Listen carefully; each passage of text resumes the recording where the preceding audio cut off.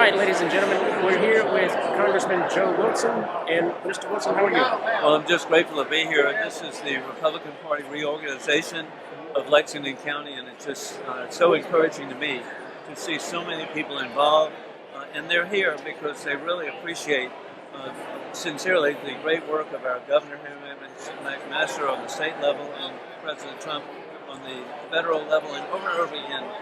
We have so much to be grateful for in South Carolina and in America with the leadership we now have. Yes, sir. And it's a great turnout, too. It is. Great turnout. Yeah. So, what did you think about President Trump's speech the other night? It was just so inspiring. And what I really liked is that the president, with the guests that he had, he showed his love and affection for the American people. Yes, sir. It was just so, you could tell this was not contrived. These were people that he'd gotten to work with over the last several years, and he stayed in touch with them. If it had been just political, he would have never stayed in touch with the different families. Lakin Riley's family, and sadly the fire chief in Pennsylvania who was murdered at Butler, Pennsylvania. So over and over again, the families who lost loved ones at Abbey Gate, just over and over again, you could tell that his love and affection for the American people, and that was the most inspiring part of the presentation Tuesday night. Yes, sir. And how did you feel whenever, DJ, the 13-year-old, brain cancer survivor, I mean, phenomenal young man, and to hear him speak, it's like he's got a grown man in his body, but I was really appalled, so set aside politics, political parties, all this and that, but when the Democrats didn't even stand for a 13-year-old brain cancer survivor, how did that make you feel? Well, it's really sad because there's such a derangement. The Democrats have such a hatred of Donald Trump, and it's not just Donald Trump. They have a hatred of Republicans in general, and we don't feel that way. And I distinctly remember being at prior speeches, addresses by presidents where they would have a guest, and Republicans would stand for the guest, and particularly if they were persons who were heroes. And so the double standard is very, very disappointing, but the American people got to see how consumed with hatred the Democratic Party is, and I'm just so proud of the Republicans being positive as we see today, welcoming people from every community of Lexington County. Yes, sir. And last question. So President Trump spoke to the Hamas militant leaders directly and gave them an ultimatum to release all the hostages, or we would do what we needed to do to back Israel to finish the job, per se. That's my word. So what are your thoughts on that? Well, I'm just so proud of Donald Trump. It's peace through strength. And the way you indicate that is that when you're dealing with terrorists, and that's who they are, exactly Hamas terrorists, but really what we're dealing with is Iran. And the Hamas are puppets of the regime in Tehran. And so I'm really grateful that the president already has enacted maximum pressure against the regime in Tehran.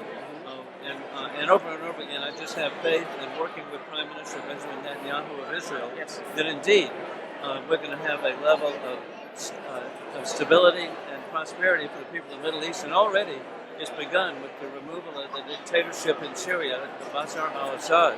I mean, that's a wonderful first step. And it's a message to the young people of Iran that in 12 days you can remove a dictator. That's right. And so I believe that we have a ripple effect, but it's peace through strength. That's what Donald Trump is doing. And we know during his 4 years as president, there was never a war.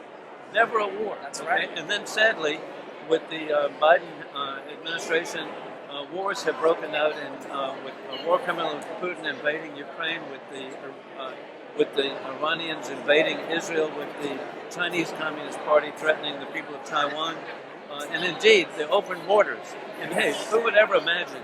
Now the borders are closed.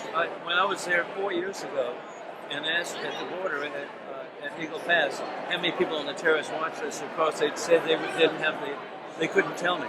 And now we know hundreds, and every American family is at risk.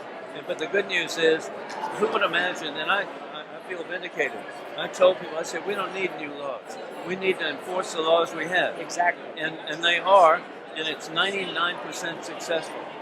And that's what I don't think a lot of Americans get, is that all these laws have been in place. Yes, They've all been in place. All we're doing is just pushing them forward, like, okay, activate, like, do your job. And so the last administration, I don't even know who ran the country for the last 4 years. No, we really don't know. And so I'm really grateful that in working with Alan Wilson, the Attorney General of South Carolina, and working together, we understand, enforce the laws we have to protect South Carolina families. And so over and over again, we've got great opportunities, and every statewide official now in South Carolina is a Republican. There are super Republican majorities in the House and Senate.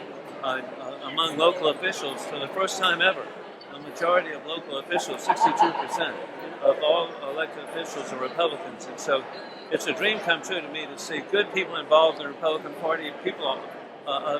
Everyone is welcome to support the principles of limited government, expanded freedom, and peace through strength. Yes, sir. Those are the three principles that and the president is sending power back to the states. He's not accumulating it. Right. He's sending it back. That's right. So we're very fortunate. Yes, sir. And I appreciate your effort. Thank you. Is there anything you want to say to the people? I'm just humbled to be serving, and it's so inspiring to see people here at party reorganization. And over again, I just am inspired by the people of South Carolina. Yes, sir. Thank you, Mr. Wilson. I appreciate your time. Thank you.